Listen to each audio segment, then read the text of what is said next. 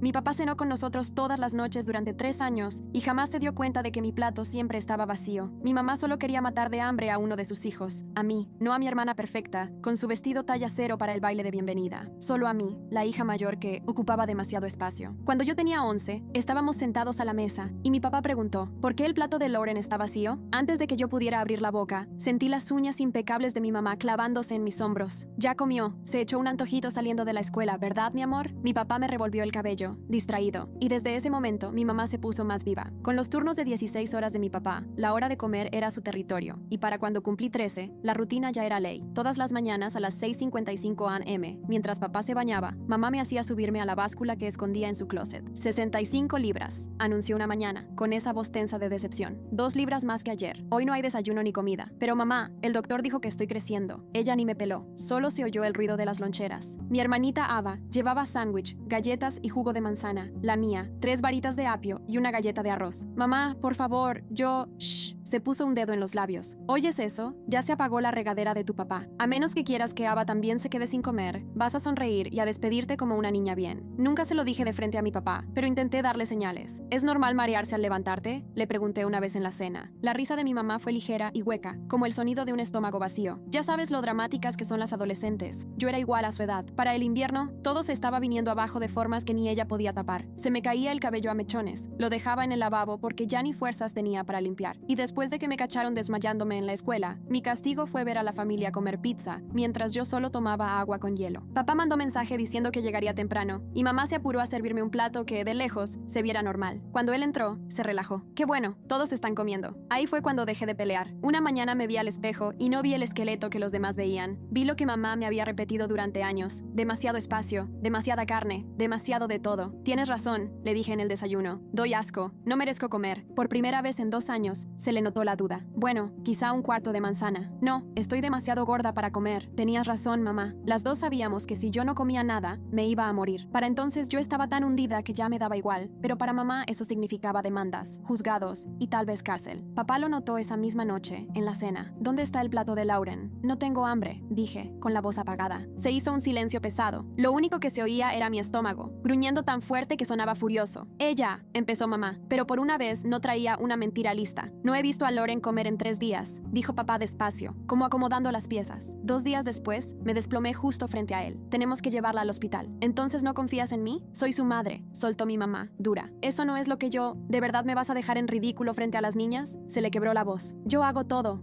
y aún así no te alcanza. Perdón, tienes razón, tú lo has estado manejando. Ella lo dejó pasar. Luego llegó mi ceremonia de reconocimientos en mayo. Me dieron un premio por rendimiento académico. Resulta que cuando no puedes dormir por el hambre, te sobra tiempo para estudiar. Caminar hacia el escenario se sentía como avanzar entre agua espesa. Al subir, el vestido se me levantó y dejó al descubierto mis piernas, que parecían puros huesos. Alguien ahogó un grito cuando caí al piso, sin poder moverme. ¡Lauren! La voz de mi papá cortó el aire. Estaba de pie, por fin viendo lo que la ropa holgada había logrado esconder. Mamá se lanzó al escenario como disparada. ¡Come algo!, gritaba, intentando meterme comida a la fuerza en la boca frente a 300 personas. Pero mamá, dije al micrófono, tranquila como si ya no estuviera aquí. Tú dijiste que estoy demasiado gorda, ¿te acuerdas? Todas las mañanas cuando me pesas. La cara de mi papá cambió por completo cuando todo le cayó encima. Lo último que escuché antes de desmayarme fue la voz de Ava, aguda y temblorosa, diciendo por fin la verdad. Mamá me hacía ponerle laxantes a la comida de Lauren cuando sí comía. Desperté en el hospital con el sonido de mi papá llorando. 73 libras, repetía. Mi hija pesa 73 libras, y yo cené con ella todas las noches. La voz del doctor sonaba serena por oficio, pero se le notaba el asco por debajo. Señor Hayes, a su hija la han privado de alimento de manera sistemática durante aproximadamente 3 años. Su corazón muestra señales de desnutrición crónica. Si esto hubiera seguido otras 48 horas, estaríamos teniendo otra conversación. Mamá jugó su última carta desde el otro lado del cuarto, donde un guardia la tenía vigilada. Él me obligó, dijo con una voz fría, venenosa. Está obsesionado con tener hijas delgadas. Yo la estaba protegiendo de algo peor. Esa noche sacaron a papá de la casa mientras investigaban. La historia de mamá sonó lo bastante creíble como para sembrar la duda, y Ava estaba demasiado asustada para decir algo. Y yo, acostada en la cama del hospital, rodeada de monitores cardíacos y sueros, sonreí porque sabía exactamente qué tenía que hacer para vengarme de mamá y arreglarlo todo. A la mañana siguiente, los pitidos de los monitores me trajeron de vuelta, y me quedé mirando las losetas del techo mientras me hacía una promesa. Esto ya no se trataba de sobrevivir, se trataba de recomponer todo lo que mamá había hecho pedazos. Mi cuerpo se sentía hueco y raro, como una casa a la que le vaciaron los muebles, y cuando el doctor entró con una carpeta gruesa, traía una preocupación en la cara que me apretó el pecho. Se sentó junto junto a mi cama y me explicó que mi cuerpo estaba en algo llamado síndrome de realimentación, lo que significaba que si me daban de golpe una cantidad normal de comida, el impacto podía hacer que mis órganos fallaran. Tenían que subirme las calorías poquito a poquito todos los días, con el corazón y los niveles en sangre bajo vigilancia constante, y aunque mamá andaba en otra parte del hospital, se sentía como si de todos modos siguiera decidiendo qué podía entrar a mi cuerpo a través de esas indicaciones médicas. El suero se sentía helado al meterse en mi brazo mientras él hablaba de niveles de fosfato y de monitoreo cardíaco, y yo asentía aunque todo me sonara lejano, como si no fuera real. Más tarde, entró una mujer de pelo corto, canoso, con ojeras y una tabla con papeles. Se presentó como Clarissa Mansfield, del DIF, y justo detrás venía mamá, que en cuanto me vio se me fue encima del lado de la cama con unas lágrimas tan actuadas que daban coraje. Me agarró la mano y me apretó tan fuerte que me dolió, mientras Clarissa me preguntaba qué estaba pasando en la casa. Cada vez que yo intentaba explicar lo de las pesadas de la mañana, mamá me cortaba con suspiros y sollozos, diciendo que papá estaba obsesionado con tener hijas flacas. Quise contarle a Clarissa lo de la báscula escondida en el closet de mamá y la meta de 65 libras, pero me temblaba la voz y mamá no paraba de hablar encima de mí, echándole la culpa a papá, diciendo que él comentaba nuestro peso y que la obligaba a poner orden con sus reglas. Clarissa lo apuntó todo, pero yo le veía la duda en la mirada, sobre todo cuando mamá se puso a llorar diciendo que ella también era víctima, atrapada entre las exigencias de su esposo y el intento de proteger a sus hijas. Esa noche, cuando por fin se fue y el guardia de seguridad la escoltó, otra trabajadora social entró a decirme que habían sacado a papá de la casa mientras investigaban las acusaciones de mamá, según las cuales él era el verdadero agresor. La culpa me cayó encima como un golpe. Me faltó el aire y el monitor del corazón empezó a pitar más rápido cuando entendí que, por no haber hablado antes, todo se había volteado y ahora papá estaba pagando por lo que mamá nos hacía. Pasaron 3 días como en bruma, entre extracciones de sangre y porciones miniatura que me revolvían el estómago, y al tercero por fin junté valor para contarle todo a mi enfermera mientras me cambiaba la bolsa del suero. Me escuchó sin interrumpirme mientras le explicaba lo de las pesadas diarias, a las 6:55 a.m. en punto, cómo mamá me hacía subirme a esa báscula escondida mientras papá estaba en la regadera, y cómo incluso había logrado que Ava le pusiera laxantes a mi comida en esos días rarísimos en los que me dejaban comer. La enfermera lo anotó con letra bien cuidada y prometió pasarlo al equipo médico. Antes de salir, me apretó el hombro con suavidad. A la mañana siguiente entró un doctor alto, con mirada amable detrás de unos lentes de armazón delgado, y se presentó. Soy el doctor Elliot Roberts. Dijo que le habían pedido hacerme una evaluación completa para dejar documentadas cualquier señal de desnutrición de largo plazo. Fue atento, pero meticuloso. Tomó fotos de mi pelo cada vez más ralo, de las llagas en las piernas que no cerraban, de cómo se me marcaban los huesos en ángulos duros bajo la piel. Yo veía cómo se le iba juntando el coraje en los ojos, aunque mantuviera la voz tranquila y profesional. Pidió radiografías especiales para mostrar la pérdida de densidad ósea y análisis de sangre a detalle, que podían comprobar que esto venía de años, no que era algo reciente como mamá decía. En mi cuarto día en el hospital, la maestra Tess Salter, de la escuela, vino a verme con los brazos llenos de tarjetas de "que te mejores", de compañeros que seguro hablaban de mí cuando yo no estaba. Se sentó en la orilla de la cama y me contó que había estado en la ceremonia de premios, que escuchó lo que dije al micrófono sobre que mamá me pesaba todas las mañanas y que creía poder conseguir la grabación con el departamento de audiovisuales. Se le aguaron los ojos al ver lo flacos que tenía los brazos y me prometió hacer todo lo posible para ayudar a demostrar lo que de verdad pasó. 2 días después, mamá apareció armando un escándalo, cargando bolsas de comida y llorando a gritos en el pasillo, diciendo que la estaban separando de su hija enferma, que ella lo único que quería era alimentarme y arreglarlo todo. Tuvieron que sacarla con seguridad cuando empezó a gritarle a las enfermeras que todo era una conspiración, que todos me estaban poniendo en su contra. Yo miré por la ventanita de la puerta cómo se zafaba y forcejeaba. A la tarde siguiente, un hombre con el traje arrugado llegó a mi cuarto y se presentó como Demetrios Henry. Explicó que papá lo había contratado para llevar el asunto de la custodia y ver cómo nos recuperábamos. Extendió papeles sobre la mesita junto a mi cama y me fue explicando el calendario de audiencias, qué tipo de pruebas había que juntar, que el sistema legal se movía lento pero que había que documentarlo todo al centavo. A mí se me hacía bolas la cabeza con tantos términos. Una semana después de esa primera entrevista, Clarissa regresó para hablar conmigo otra vez, ahora sin mamá, pero siguió con preguntas que me daban ganas de gritar, como si yo a lo mejor hubiera confundido la preocupación de mamá por mi salud, o como si tal vez ella nada más estuviera tratando de ayudarme. Puso cara de duda cuando le conté los castigos por subir aunque fuera 1 libra, lo de ver a mi familia comer pizza mientras yo nomás tenía agua con hielo, lo de mamá diciéndome que estaba demasiado gorda como para merecer comida, y yo sentía que la oportunidad de que me creyeran se me iba escurriendo con cada mirada desconfiada. A la mañana siguiente, Ava llegó a mi cuarto del hospital con mamá, parada justo en el marco de la puerta, vigilándonos como halcón. Mi hermanita traía los ojos hinchados y rojos. Se acercó a la cama y me dio un abrazo chiquito, como si le diera miedo romperme. Mamá se quedó ahí, con los brazos cruzados y esa cara falsa de preocupación. Ava se sentó en la orilla y se puso a platicar de la escuela y de la fiesta de cumpleaños de una amiga que ya venía. Cuando mamá se volteó a hablar con una enfermera que pasaba, Ava me deslizó rapidísimo algo en la mano, por debajo de la cobija. Sentí el papel doblado y me quedé con la cara en blanco hasta que mamá se giró de nuevo para seguirnos observando. Más tarde, cuando se fueron, abrí la nota y nomás decía, lo siento, con un corazoncito dibujado a un lado. Se me llenaron los ojos de lágrimas porque yo sabía que quería ayudar, pero le daba demasiado miedo a mamá como para decir algo en voz alta. Esa tarde le pedí a la enfermera un cuaderno y empecé a escribir todo lo que pudiera recordar de los últimos 3 años. Después de la primera hora se me acalambró la mano, pero seguí porque ponerlo todo por escrito se sentía como recuperar tantito el control de mi propia historia. Escribí sobre los pesajes de las mañanas a las 6:55 am y cómo mamá me obligaba a quedarme en ropa interior para que saliera el número más exacto. Escribí sobre los palitos de apio y las tortitas de arroz de lunch, mientras Saba se comía sándwiches y galletas. Escribí sobre ver a mi familia cenar pizza mientras yo nomás tenía agua con hielo, y sobre cómo mamá me sonreía desde el otro lado de la mesa. Escribí sobre los laxantes que Ava me echaba en la comida cuando mamá la obligaba. Llené 30 páginas en 2 días, y al final me dolía tanto la muñeca que casi no podía agarrar la pluma. Pero tenerlo todo ahí, negro sobre blanco, hizo que se sintiera más real y menos como una pesadilla de la que no podía despertar. En mi 5.º día en el hospital me empezaron con terapia física, y apenas podía avanzar como 3 metros por el pasillo, antes de que las piernas me temblaran como gelatina. La terapeuta era una señora grande, muy amable, que me sostenía del brazo mientras yo daba pasitos y no me hacía sentir mal cuando tenía que sentarme al cabo de unos minutos. Me explicó que mis músculos llevaban años comiéndose a sí mismos porque mi cuerpo no tenía grasa ni alimento para usar como energía. Dijo que me iba a tomar meses recuperar la fuerza que había perdido y que parte del daño en mis huesos podía ser permanente. Trabajamos 20 minutos antes de que yo vomitara del esfuerzo, y ella me ayudó a volver a la cama mientras me decía que mañana lo intentaríamos otra vez. Mientras tanto, Demetrios estaba moviéndose para conseguir una orden de protección de emergencia y que papá pudiera venir a vernos sin romper las reglas de la investigación. Metió toda la papelería e incluyó mis páginas sobre lo que mamá me hizo. 3 días después, llamó para decir que el juez la negó porque todavía no teníamos pruebas suficientes de que quien me estaba lastimando era mamá y no papá. La rabia me pegó como un fuego en el pecho y le dije a Demetrios que teníamos que sacar más evidencia porque no soportaba que castigaran a papá por algo que hizo mamá. Me prometió que estaba en eso, pero dijo que el sistema legal iba despacio y que teníamos que tener paciencia. Al día siguiente, Tess llegó con un CD que supuestamente traía el audio de mi ceremonia de premiación. Lo pusimos en su laptop, pero la calidad estaba tan mala que casi no se oía nada, más que el murmullo de la gente y unas voces apagadas. A duras penas se alcanzaba a distinguir que yo decía algo de estar demasiado gorda, pero las palabras exactas se perdían entre la interferencia. Se veía bien decepcionada y prometió que checaría con el departamento de audio y video de la escuela porque, por lo general, ellos tenían mejor equipo para grabar esos eventos. Le di las gracias por intentarlo, aunque por dentro me daban ganas de gritar de lo injusto que era que, la única vez que dije la verdad en público, ni siquiera pudiéramos usarlo como prueba. Clarissa regresó 2 días después con una carpeta llena de papeles de mi escuela. Había conseguido los registros de la enfermería, donde venían todas las veces que me había desmayado o me había sentido mareada en los últimos 2 años. Había 17 incidentes distintos, documentados con fechas, horas y notas sobre lo delgada que me veía. Los agregó al expediente y dijo que eso ayudaba a armar un patrón, aunque no fuera la prueba contundente que necesitábamos. Por lo menos ya no me miraba como si estuviera mintiendo, y eso se sintió como algún tipo de avance. A la semana de estar en el hospital, la persona encargada de mi alta vino a explicarme que no podía volver a casa mientras la investigación siguiera abierta. Dijo que estaban arreglando para que yo entrara a un programa de recuperación de transición, algo así como una casa puente para niñas y niños con trastornos alimenticios. Yo ya quería salir del hospital con todas mis fuerzas, pero también sabía que necesitaba un lugar seguro donde mamá no pudiera alcanzarme. El lugar estaba a 40 minutos, lo que significaba que tendría que cambiarme de escuela si me quedaba ahí el tiempo suficiente. Mientras todo esto pasaba, mamá empezó a publicar en redes sociales que la estaban acusando falsamente y que la estaban separando de su hija enferma. Chavos de la escuela empezaron a sacar capturas de sus publicaciones y a mandármelas por Instagram. Escribía párrafos larguísimos sobre cuánto me amaba y sobre cómo el sistema le estaba fallando a nuestra familia. Subía fotos viejas de nosotras, según felices, en la playa o en Navidad. Los comentarios estaban divididos entre quienes la apoyaban y quienes me habían visto desplomarme en la ceremonia. Leerlos me revolvía el estómago, aunque yo sabía que cada palabra era una mentira armada para hacerla quedar como la víctima. Elliot entró el día 9 con un montón de resultados de laboratorio que mostraban, con toda claridad, lo mal que estaba mi cuerpo por años de pasar hambre. Mis niveles de hierro estaban tan bajos que necesitaba suplementos. Mi corazón mostraba señales de daño. Mi densidad ósea era como la de una mujer mayor, y mis hormonas estaban hechas un desastre. Me explicó cada resultado y lo que significaba, de una manera que dejaba claro que esto llevaba años, no que hubiera empezado apenas. Ver todos esos números y gráficas hizo que todo se sintiera más real que un simple mi palabra contra la de mamá. Dijo que redactaría un informe detallado para el tribunal, uno que iba a estar difícil de tumbar. Esa misma tarde, Demetrios llamó para decir que estaba pidiendo, por orden judicial, los registros de la farmacia de 3 tiendas cerca de nuestra casa. Quería demostrar el patrón de mamá de comprar laxantes al mayoreo cada pocas semanas durante los últimos 2 años. Estaba armando una línea de tiempo que cuadrara con mis peores días en la escuela, cuando me desplomaba o tenía que irme a casa sintiéndome fatal. Lo legal iba lento, pero al menos por fin la gente estaba escuchando y tratando de ayudar, en vez de de tragarse las mentiras de mamá de que papá era el malo. 3 días después, Clarisa apareció en la casa mientras yo miraba por la ventana del coche, cuando Demetrios me llevó de paso rumbo a otra reunión. Entró con otras 2 personas que cargaban portapapeles y cámaras, y mamá debía estar trabajando porque su coche no estaba. Se quedaron casi 2 horas tomando fotos de todo. Más tarde, Clarisa le habló a Demetrios y le contó lo que encontraron en el closet de mamá, detrás de todos sus vestidos de diseñador. La báscula seguía ahí, arrimada al fondo, pegada a la pared, y alguien había rayado marquitas minúsculas sobre la pintura blanca a un lado, como un preso contando los días. Había cientos, subiendo por la pared en grupos de 7. Clarisa tomó fotos desde todos los ángulos y dijo que le temblaban las manos al darse cuenta de que cada marca, probablemente, correspondía a una mañana en la que yo me había subido a esa cosa. Al día siguiente, mamá se enteró del cateo porque los vecinos le contaron que habían visto a gente revisar nuestra casa. En cuestión de horas fue al súper y compró comida como para alimentar a un pequeño ejército. Cuando Clarisa regresó para la visita de seguimiento, 2 días después, la cocina parecía de revista, tazones con fruta fresca por todos lados y planes de comidas pegados en el refri. Mamá hasta imprimió tarjetitas de recetas saludables y las dejó regadas en la barra, como si llevara años usándolas. Yo, mirando desde la banqueta de enfrente, donde se estacionó Demetrios para que pudiera ver, tenía ganas de gritar de lo buena que era para ese teatro. En la clínica de transición me asignaron a una terapeuta que se llamaba Shanti Britton. Hablaba con una calma que me hacía sentir menos fuera de control. Me enseñó a anotar los hechos en orden, sin meter lo que yo sentía, solo qué pasó y cuándo. Practicamos una y otra vez cómo contar mi historia sin llorar ni enojarme, porque según ella, los jueces escuchan mejor los hechos que las emociones. En cada sesión repasábamos la línea de tiempo y me frenaba en cuanto yo empezaba con «yo sentía» o «me parecía», y me obligaba a quedarme con lo que de verdad ocurrió. Resultó mucho más difícil de lo que pensé decir las palabras sin que se me viniera encima toda la carga. Por fin, después de 2 semanas de pleitos entre abogados, papá consiguió permiso para una visita supervisada. Entró al cuarto de visitas de la clínica y se quedó ahí, mirándome fijo, como si estuviera viendo un fantasma. Luego se dejó caer en la silla y se soltó a llorar tan fuerte que le temblaba todo el cuerpo. La supervisora tuvo que traerle agua porque no lograba calmarse lo suficiente ni para respirar bien. No paraba de decir que lo sentía, una y otra vez, hasta que por fin le dije que ya, que se detuviera, porque Ava y yo necesitábamos que peleara, no que se viniera abajo. Se secó la cara, asintió, y prometió que iba a hacer lo que fuera para recuperarnos. Esa misma semana, la señorita Exalter llamó para decir que había estado revisando el equipo audiovisual de la escuela que se usó en la ceremonia. La grabación principal salió mal, pero el auditorio tenía un sistema integrado para estudiantes con discapacidad auditiva que registraba todo por separado. Me lo puso por teléfono y se escuchaba clarito. Mi voz diciendo esas cosas de que mamá me pesaba todas las mañanas. Luego la voz de mamá, alterada, intentando meterme comida a la fuerza en la boca. Y después la voz asustada de Ava hablando de los laxantes. La señorita Exalter hizo copias en 3 CD distintos y se los entregó a Dimitrios. Y él dijo que eso era justo lo que necesitábamos. 2 noches después me entró una llamada de un número desconocido. Era Ava, desde el celular de una amiga, susurrando tan bajito que apenas si le entendía. Me dijo que mamá la había estado llevando al doctor por estreñimiento, pero que ella no estaba estreñida y que el doctor le hacía preguntas raras sobre lo que comía. Se me heló el cuerpo, porque entendí perfecto lo que mamá estaba empezando a hacer. Ava dijo que mamá le ordenó no contarle a nadie de esas citas y que la hizo prometer que se lo ocultaría a papá. Le dije que, si se sentía mal o le daba miedo, se lo dijera a alguien en la escuela y alcanzó a decir sí antes de colgar rapidísimo. A la mañana siguiente, en mi sesión con Shanti, me levanté demasiado rápido y el cuarto se me fue dando vueltas. Se me doblaron las piernas y caí al piso tan fuerte que me salió un moretón en la cadera. Shanti le habló al doctor Roberts, que vino desde el hospital principal y me checó los signos vitales mientras me regañaba por exigirme de más. Dijo que el estrés de todo lo legal estaba frenando mi recuperación y que, si no le bajaba, podía acabar de regreso en el hospital. Pero yo no podía detenerme, no con Ava en riesgo y mamá todavía moviendo sus fichas. La semana siguiente, Clarisa intentó hablar con Ava en la escuela, pero luego le llamó a Dimitrios, frustrada. Dijo que Ava casi no habló y que no dejaba de voltear hacia la puerta, como si quisiera salir corriendo. A cada pregunta respondía con un encogimiento de hombros o un «no sé», y Clarisa no pudo sacarle nada que sirviera para el caso. Todo avanzaba a paso lentísimo, mientras mamá tenía tiempo de sobra para aleccionarla sobre qué decir y qué callarse. Dimitrios se reunió conmigo después de esa entrevista fallida para explicarme que el juez quería más pruebas antes de conceder una orden de no contacto. Teníamos expedientes médicos, la grabación y las fotos de la báscula, pero al parecer no era suficiente para probar que el peligro seguía. Yo ya estaba harta de pelear, pero sabía que teníamos que seguir empujando. Si no, mamá iba a ganar y Ava iba a terminar como yo. Dimitrios sacó su laptop y me enseñó las leyes estatales sobre grabaciones. Explicó que vivíamos en un estado de consentimiento de una sola parte, o sea, que yo podía grabar legalmente llamadas sin avisarle a la otra persona. Me sugirió que llamara a mamá e intentara hacer que hablara de lo que me hizo. Con solo imaginarme escuchando su voz se me revolvía el estómago, pero también sabía que podía ser la prueba que nos faltaba para proteger a Ava y por fin parar todo esto. A la tarde siguiente me senté en la oficina de Dimitrios con el teléfono en altavoz entre los dos, mientras él le daba a grabar en su laptop. Me temblaban las manos tanto que tuve que sentarme sobre ellas cuando marqué el número de mamá. Contestó al segundo timbrazo con esa vocecita falsamente dulce, preguntando cómo estaba su bebé. Le dije que estaba confundida confundida por todo lo que había pasado y que tal vez podríamos hablar, se agarró de eso de inmediato. Dijo que ella solo había querido lo mejor para mí y que los doctores estaban exagerándolo todo. Luego empezó con que lo único que hacía era enseñarme control de porciones, como cualquier buena madre, y que las pesadas de la mañana eran nada más para llevar un registro de mi salud. Se aventó como 10 minutos hablando de que los niños de hoy comen pura chatarra y de que ella me estaba protegiendo de la obesidad y la diabetes. La forma en que hablaba de controlar mi comida me daba escalofríos, pero Dimitrios no dejaba de hacerme señas para que la dejara seguir. Dijo que la báscula era una herramienta para hacerse responsable y que yo debería estar agradecida de que a ella le importara lo suficiente como para vigilar lo que comía, cuando hay papás que nomás dejan que sus hijos engorden. Cuando le pregunté por los laxantes que Ava había mencionado, se quedó callada un segundo y luego soltó que a veces yo necesitaba una ayudadita para la digestión y que total, era algo natural. 20 minutos después, Dimitrios me hizo una seña para ir cerrando, así que le dije que tenía que entrar a terapia y colgué. Guardó la grabación en 3 dispositivos distintos y dijo que esa forma suya de hablar de control y de estarme vigilando era justo lo que necesitábamos, aún sin una confesión completa. 3 días después, Dimitrios me marcó emocionado. Por fin habían llegado los registros de la farmacia después del citatorio. Extendió los papeles sobre el escritorio y me enseñó el patrón que había subrayado con amarillo. Cada 2 o 3 semanas, durante los últimos 2 años, mamá había comprado la misma marca de laxantes al mayoreo, siempre pagando en efectivo, pero usando su tarjeta de recompensas. Las fechas se empalmaban perfecto con mis peores días en la escuela, los mismos que la enfermera había registrado. Hubo incluso una semana en la que compró 3 cajas justo antes de que yo me desvaneciera en plenos exámenes finales. Ni siquiera Clarissa pudo darle la vuelta a algo tan evidente cuando Dimitrios le mostró que la línea del tiempo coincidía con mis expedientes médicos. Al final aceptó que eso ya pintaba como maltrato sistemático y dijo que iba a meter presión para que pusieran a Ava en un lugar seguro de inmediato. Pero luego me explicó cómo funcionaba el sistema y se me vino el mundo encima. Primero tenían que ubicar a un familiar adecuado. Si no se podía, entonces buscarían una colocación de emergencia con una familia de acogida, pero había muy pocos hogares dispuestos a recibir adolescentes. Cada día que pasaba con Ava todavía en esa casa, sentía como si yo la estuviera dejando sola. No podía sacarme de la cabeza esas citas raras con el doctor que ella había mencionado, ni pensar en qué podría estarle haciendo mamá ahora que yo ya no estaba ahí para ser el blanco. Clarissa prometió que estaban revisando cómo seguía a Ava cada pocos días, pero a mí me sabía a nada, porque yo sabía perfectamente lo buena que era mamá para tapar todo. A la semana siguiente, Mrs. Salter llamó para decirme que había logrado que 5 maestros escribieran declaraciones oficiales sobre mis desmayos y mi pérdida de peso a lo largo de los años. Me leyó fragmentos por teléfono y sentí que se me calentaba la cara de pura vergüenza. Mi maestra de inglés contó cómo me había quedado dormida de pie durante una exposición y cómo la ropa me colgaba como si fueran cortinas. La de educación física dijo que había intentado exentarme de correr porque mis piernas parecían palitos, pero que yo había insistido en participar de todos modos. Mi maestra de química escribió que me encontró desmayada en el baño y que yo le rogué que no llamara a nadie. Todos mencionaron que habían notado lo drástico de la pérdida de peso, pero que no sabían cómo ayudar sin pruebas de lo que pasaba en mi casa. Mrs. Salter dijo que esas declaraciones iban a pesar, porque eran reporteros obligatorios y habían dejado constancia de sus preocupaciones. El Dr. Roberts se aventó toda una tarde redactando su informe médico para el caso, y durante mi revisión me enseñó algunas partes. Explicó que los patrones en mis análisis de sangre y el daño en mis órganos cuadraban con inanición forzada, no con una restricción voluntaria como la de los trastornos alimentarios típicos. Escribió que mi corazón mostraba señales muy específicas de desnutrición crónica, de esas que tardan años en desarrollarse. Las densitometrías óseas revelaron un daño que normalmente se ve en pacientes de edad avanzada, no en adolescentes. También incluyó gráficas donde se veía que mi peso había bajado siguiendo un patrón que sugería control externo más que una enfermedad mental desde adentro. Su conclusión profesional era clarísima. Esto era maltrato médico infantil, no un trastorno alimentario psiquiátrico, y adjuntó todos los resultados como evidencia. El informe tenía 15 páginas, y leerlo hizo que todo se sintiera más real y más horrible que cuando lo estaba viviendo. 2 semanas antes de la audiencia, yo estaba sentada en la sala común del centro de transición cuando una enfermera fue por mí. Me dijo que alguien estaba armando un escándalo en el estacionamiento y que seguridad pensaba que yo debía enterarme. Me asomé por la ventana y vi a mamá junto a su coche, rodeada de bolsas del súper, llorando y saludando hacia el edificio. Estaba gritando que quería alimentar a su bebé y que la estaban obligando a no poder cuidarme. Los familiares de otros pacientes se quedaban mirando mientras ella sacaba recipientes con comida y los levantaba como si fueran ofrendas. Seguridad intentaba que se retirara, pero ella seguía llorando, diciendo que era una madre que lo único que quería era darle de comer a su hija. Me quité de la ventana y me regresé a mi cuarto, hasta orgullosa de no sentir la necesidad de engancharme con su numerito. El personal levantó un reporte por allanamiento y por interrumpir el tratamiento, y Demetrios lo agregó a nuestro expediente de pruebas. Luego, de golpe, todo se aceleró. Demetrios llamó para decir que la audiencia se había adelantado 3 semanas porque se liberó un espacio en la agenda del juez. Teníamos 4 días para dejarlo todo listo, en vez de casi un mes, como habíamos planeado. Pasé horas en su oficina ordenando documentos, mientras él sacaba copias y preparaba etiquetas para los anexos.